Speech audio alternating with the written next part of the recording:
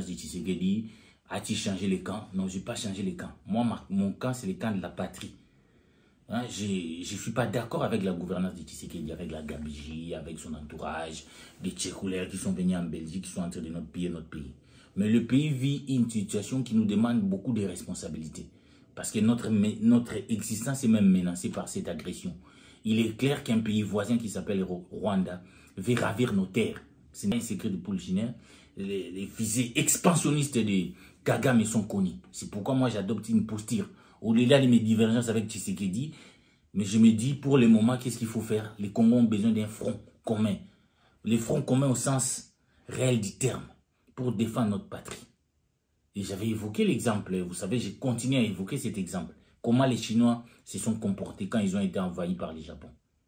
La Chine a été un grand pays comme le Congo. Donc nous ne sommes pas les premiers grands pays à être envahis par un petit pays. À 44-45, la Chine a été envahie par les Japonais.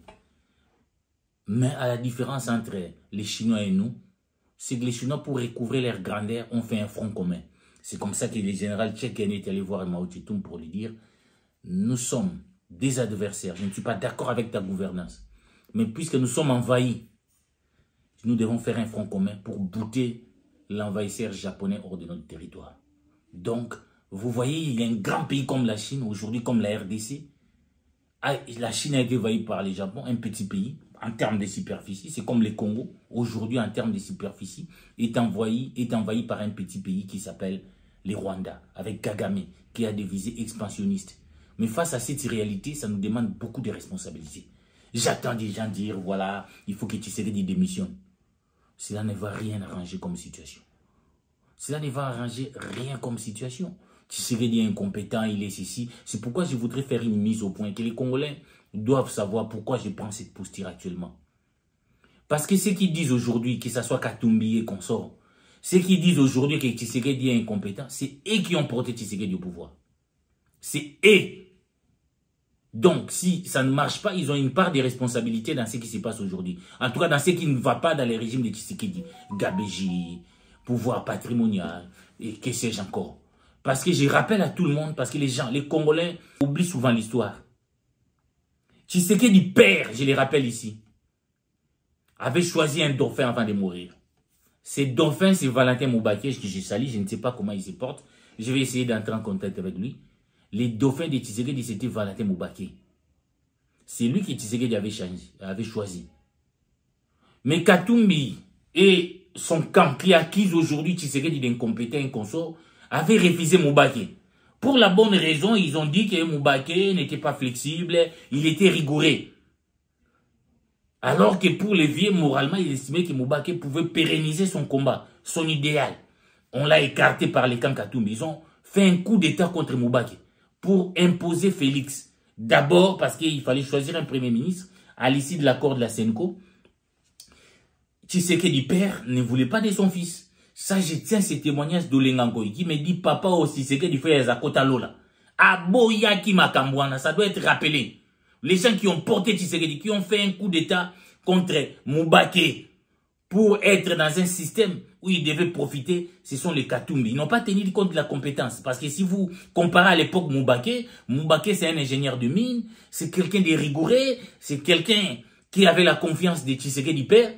Et ils l'ont écarté parce qu'ils estimaient que cet homme avait la vertu. Ils ont mis Tshisekedi parce que, non pas pour sa compétence, mais ils estimaient que s'ils mettaient Tshisekedi c'est quelqu'un qu'ils vont manipuler. Mais malheureusement pour eux, Tshisekedi venu au pouvoir, il n'a pas laissé, il a refusé d'être manipulé. Il était encadré par des gens comme des Kitengezu qui lui ont dit de faire comme disait Machiavel en politique. Il faut mettre des gens qui vous seront redevables en tout.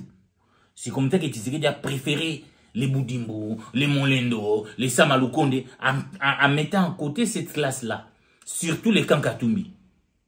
C'est comme ça qu'ils se sont séparés. Mais Katumbi s'était bâti. Mais pourquoi si vous aimez votre pays, pourquoi vous n'avez pas choisi quelqu'un qui serait du père estimé, rigoureux, quelqu'un qui pourrait pérenniser ce combat? Vous avez plutôt choisi quelqu'un que vous estimiez que vous pouviez manipuler pour contrôler le système. C'est parce que ça n'a pas marché qu'aujourd'hui, vous tous vous dites non, pas de Tshisekedi, il ne maîtrise rien, ni sa gouvernance, ni les problèmes sécuritaires. Et vous ne pouvez pas, vous, cette classe politique, continuer à nous manipuler de cette façon.